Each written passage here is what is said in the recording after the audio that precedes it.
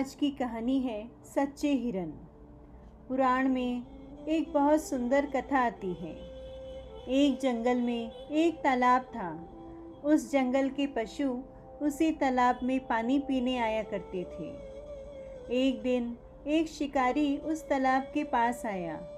उसने तालाब में हाथ मुंह धोकर पानी पिया। शिकारी बहुत थका था और कई दिन का भूखा था। उसने सोचा जंगल के पशु इस तालाब के पास पानी पीने अवश्य आएंगे। यहाँ मुझे सरलता से शिकार मिल जाएगा। तालाब के पास एक बेल के पेड़ पर चढ़कर वह बैठ गया। एक हिरनी थोड़ी देर में तालाब में पानी पीने आई। शिकारी ने हिरनी को मारने के लिए धनुष पर बाण चढ़ाया। हिरनी ने शिकारी को बाण चढ़ाते देख लिया।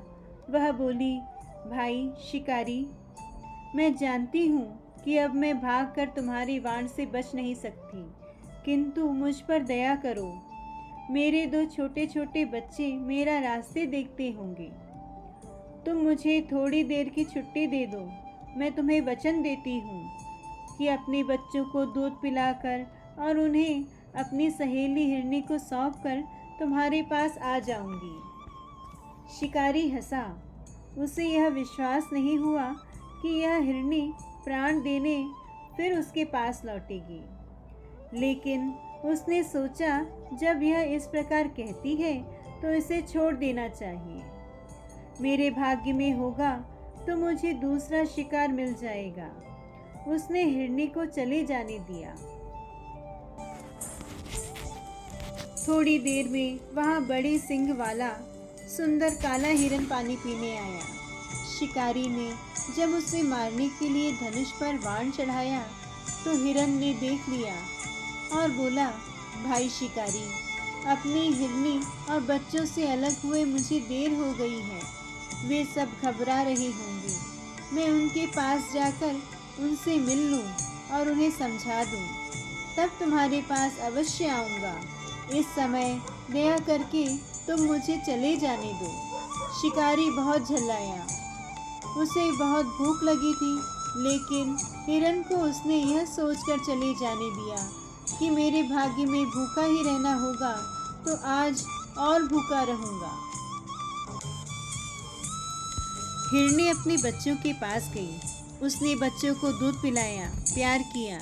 फिर अपनी सहेली हिरनी को सब बातें बताकर अपने बच्चे सौंपने चाहे। इतने में वहाँ वह हिरन भी आ गया। उसने भी बच्चों को प्यार किया। बच्चे अपने माता पिता से अलग होने को तैयार नहीं हो रहे थे। अंत में उनका हठ मानकर हिरन और हिरनी ने उन्हें भी साथ ले लिया। तालाब के पास आकर हिरन ने शिकारी से कहा, भाई शिकारी, अब हम लोग आ गए हैं। तुम अब हमें अपने बाणों से मारो और हमारे मांस से अपनी भूख मिटाओ। हिरन और हिरनी की सच्चाई देखकर शिकारी को बड़ा आश्चर्य हुआ। वह पेड़ पर से नीचे उतर आया और बोला, देखो, यह हिरन पशु होकर भी अपनी बात की कितने सच्चे हैं। ये प्राण का मोह छोड़कर सत्य की रक्षा के लिए मेरे पास आए हैं। मनुष्य होकर भी मैं कितना नीच और पापी हूँ कि अपने पेट भरने और 4 पैसे कमाने के लिए निरपराध पशुओं की हत्या करता हूँ। अब से मैं किसी पशु को नहीं मारूंगा। शिकारी ने अपना धनुष तोड़कर फेंक दिया। उसी समय वहाँ स्वर्ग से एक विमान उतरा। उस विमान को लाने वाले देवदूत कहने लगे, शिकारी, ये हिरन सत्य की रक्षा करने के कारण निष्पाप हो गए हैं। ये अब स्वर्ग को जाएंगे। तुमने भी आज इन जीवों पर दया की, इसलिए तुम भी इनके साथ स्वर्ग चलो। हिरन, हिरनी और उनके दोनों बच्चों का रूप देवताओं के समान हो गया। वह शिकारी भी देवता बन गया। सत्य और दया के प्रभाव से विमान में बैठकर वे स्वर्ग को चले गए।